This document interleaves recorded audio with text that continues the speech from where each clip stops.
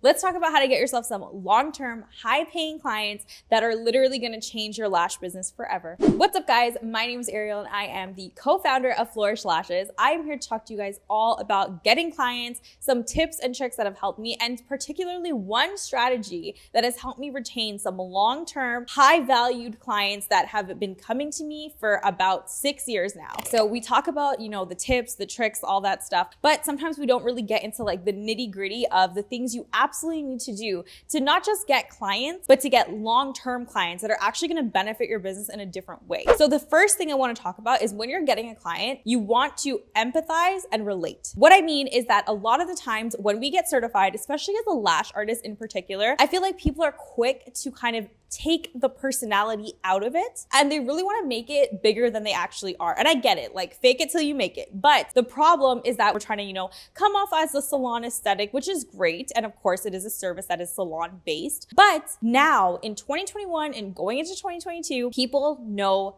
the deal when it comes to lashes. And to be quite honest, when somebody is contacting you through Instagram, chances are they are actually looking for a personal lash artist that works from home, that has a small studio space, that is gonna give them that one-on-one personal experience where they can share what they wanna share, they can talk, and they can have a long-term relationship with this person. So that is why I always emphasize keeping it personal. Don't come off as a robot. Don't come off as somebody that is not actually the person in charge of doing the lashes. Make them feel like they are getting to know you, not just as a business, but as a person. You want to make sure that they start to get that connection with you. They can kind of build that loyalty with you and they feel almost inclined to come to you because they now know you as a person. This means don't be afraid to share. Oversharing is not a thing. You can totally share your experiences with your clients. If your client is talking about issues that they've had from previous lash artists, don't be afraid to relate.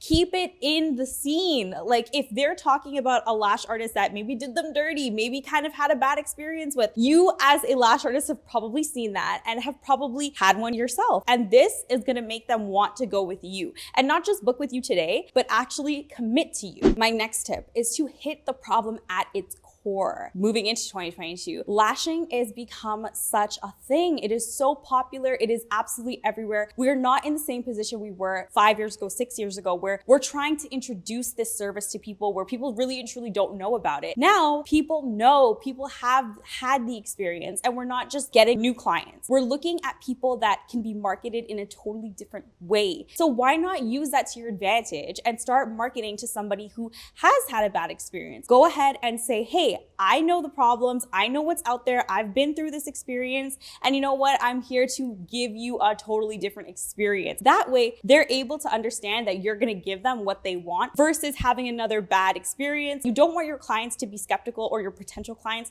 You want them to be concrete on picking you because that is going to give them that long-term client name. My last point here is to sell yourself. This is the point where you want to actually encourage that person to book with you. And I'm not talking about selling yourself right when the person messages you. That is not what you want to do, and that is not going to get you the client. If anything, that's going to maybe scare them off a little bit because they may think you're money hungry or you're really just trying to grab the client. That's not it. You're looking for long-term clients, which means you need to make long-term relationships. So once you kind of hit that relatability point, they start to feel a connection, you start to feel a connection, that's when you can go ahead and start selling your service because now they are more inclined to trust you and they're more inclined to feel like, hey, you know what? Maybe I should go to this person. But chances are when you go through these 3 steps and you get that like relationship going, you get that client loyalty going, you are going to have a long-term client that not only comes to you, but actually values you, not just as a lash artist, but as a person. These are the clients that don't show up late. And if they do, they let you know, they don't no-show,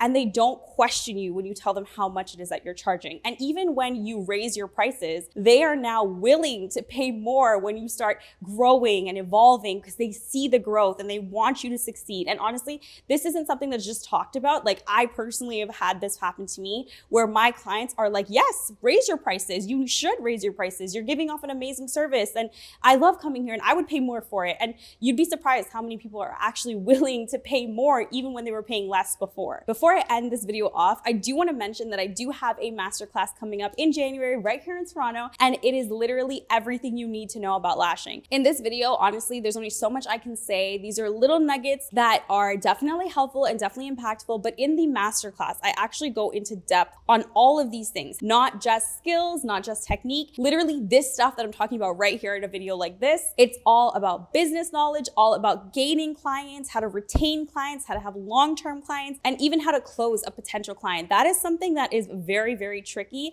and something that is not talked about, because you can get so many messages, but it's all in how you actually respond and how you close that client. All of that good stuff is literally going to be in this entire masterclass. It's something you absolutely want to attend, something you do not want to miss, especially if you're on the track to having a long lashing service. Okay guys, that is it for this video. I hope that this was helpful. I hope that this is something that is new information and you can apply it directly to your service today. If you guys do apply tips like this to your services, please let me know in the comments and what you get, the feedback you get from clients. I want to hear how the responses go. And if you have questions on how to respond to certain things, let me know. So if you guys like this video, don't forget to like, comment, share, and subscribe, and I'll be back with something new next time. Bye.